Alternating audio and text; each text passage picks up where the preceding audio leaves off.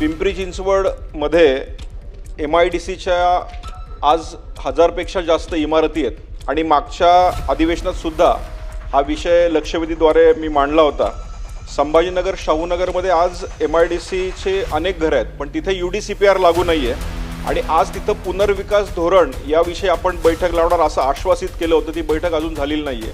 माझा आपल्याला प्रश्न हाच आहे की संभाजीनगर शाहूनगरमधल्या ज्या इमारती आहेत, आज MIDCच्या तिथे काम करणाऱ्या वर्कर्सनी ते घरं घेतली, ती लोक आज रिटायर्ड झालीत त्या ठिकाणी, पण आज त्या इमारती उभ्या आहेत। रिटायरमेंट झाल्यामुळे त्यांना 6व्या मजल्यावर चढता येत नाही लिफ्ट नसल्यामुळं।